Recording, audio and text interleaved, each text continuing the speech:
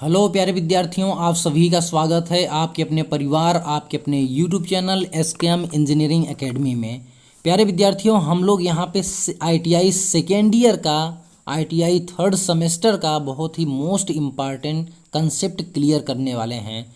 यहाँ पे हम लोग पढ़ने वाले हैं डी फॉर्मिंग फोर्स, इलास्टिसिटी क्या होता है। ठीक है, डी फॉर्मिंग ये सभी देखिए, थोड़ा ही पढ़िए लेकिन एकदम कंसेप्चुअल बढ़िया से पढ़ लीजिए, आपको अच्छे से कंठस्थ हो जाए ऐसा स्टडी करिए भाई। ठीक है, आराम आराम से डेली पढ़िए, थोड़ा थोड़ा पढ़िए। देखिए, डी फॉर्मिंग फोर्स को हम कहते हैं हिंदी में विरूपक बल। इसे क्या कहते हैं भाई? विरूपक बल। ठीक, क्या है ये? विरूपक बल। इंग्लिश में इसे कहते हैं डी फॉर्मिंग फोर्स।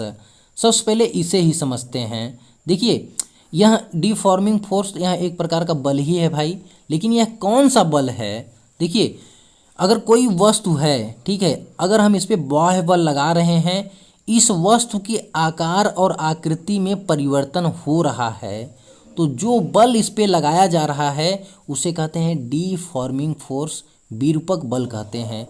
किसी वस्तु पर जो बाह्य बल लगाया जाता है जिसके कारण वह उस वस्तु के आकार और आकृति में क्या हो रहा है? बदलाव हो रहा है, तो उस बल को, उस बाह्य बल को असल में विरूपक बल कहते हैं।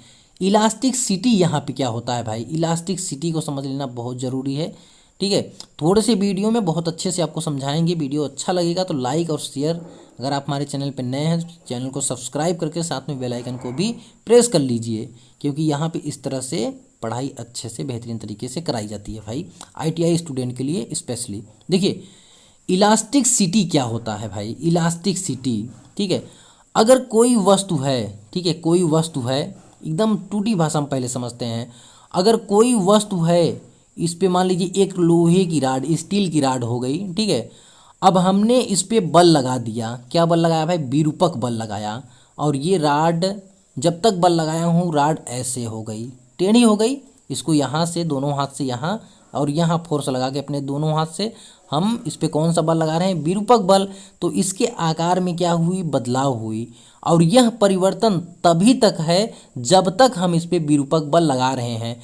जैसे ही हम अपना विरूपक बल हटा लेते हैं इस रॉड पे, तो ये रॉड अपने पूर्ण अवस्था को क्या कर ले रहा है? प्राप्त कर ले रहा है। ठीक है, तो किसी भी ऑब्जेक्ट का, किसी भी रॉड का, कुछ भी वह वस्तु जिस पर विरूपक बल लगाने पर उसके आकृति में बदलाव हो जाता है, फिर विरूपक बल हटा लेने पर वह अपने पूर्ण अवस्था को प्राप्त कर लेता है। तो इस पदार्थ के इस गुण को ही हम इलास्टिसिटी कहते हैं, और इसे हिंदी में प्रत्यास्था कहते हैं।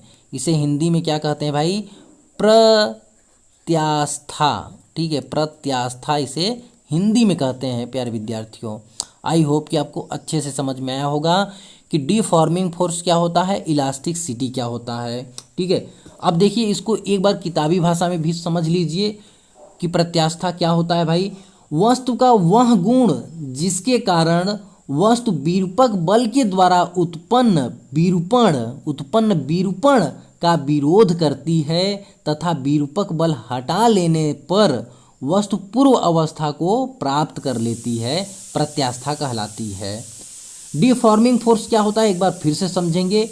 किसी वस्तु पर लगाया गया वह बाह्य बल जो वस्तु के आकार या आकृति में अथवा दोनों में परिवर्तन कर दे, विरूपक बल कहलाता है। तो वीडियो पसंद आया है, समझ में आया है, तो वीडियो को लाइक और शेयर जरूर करें प्यारे विद्यार्थियों।